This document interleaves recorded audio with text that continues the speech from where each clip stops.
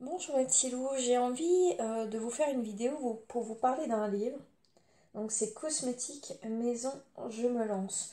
Donc qui est fait par Aromazone et que j'ai envie de vous en parler parce que je l'ai trouvé vraiment sympa dans le principe.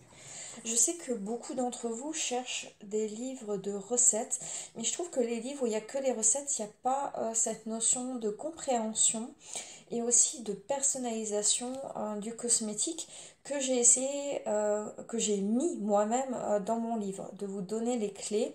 Et ce livre, il est un peu dans ce même esprit. Il y a beaucoup de théories aussi, il y a des bases de formulation, il y a le fait de bien comprendre les matières.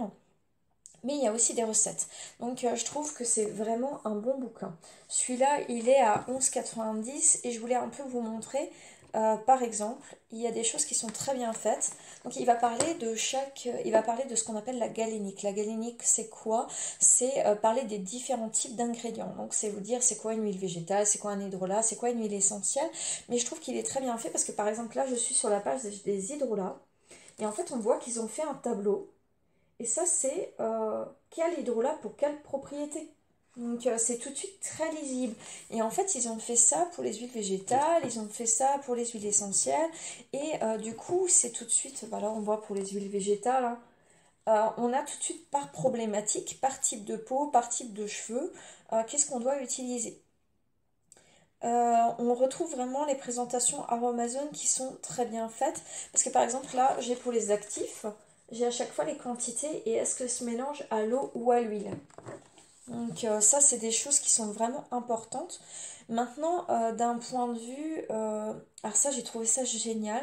Alors, ils ont fait une page en fait où ils parlent des cires et des gommes.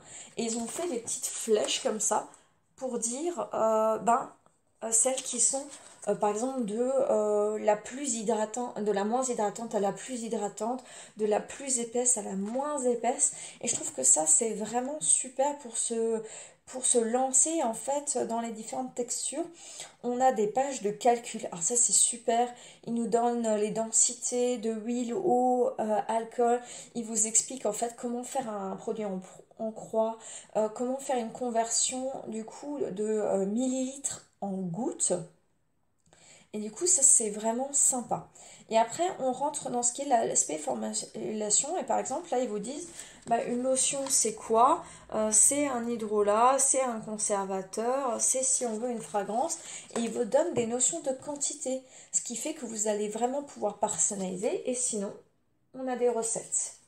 Donc j'ai vraiment apprécié ce livre qui est très facile à aborder, qui vous donne à la fois des recettes mais aussi à la fois des espaces de liberté créative. Et ça, j'ai vraiment trouvé ça intéressant. En plus, le livre est abordable et vous faites un tour des différentes textures, ce qui est très important au début, d'essayer la texture huile, la texture eau, la texture gel, la texture crème, la texture baume et de voir en fait comment sont réalisées ces différentes textures et qu'est-ce qui au niveau de la galénique va les différencier. Donc en plus les recettes ils mettent quels sont ingrédients obligatoires et ingrédients optionnels, ce qui est vraiment appréciable parce que du coup on a vraiment le choix. Par exemple là c'est une recette de lait pour le corps, donc il nous dit en ajout optionnel je peux ajouter l'urée, de l'acide lactique et une fragrance et il dit bien que ça c'est optionnel et le reste est mis en obligatoire. Donc ça aussi ça vous permet d'avoir cette compréhension de qu'est-ce qu'il faut obligatoirement, par exemple, typiquement pour faire une crème, obligatoirement, il va me falloir de l'huile, il va me falloir de l'eau, un émulsifiant et un conservateur. Ça, c'est ce qu'il me faut obligatoirement.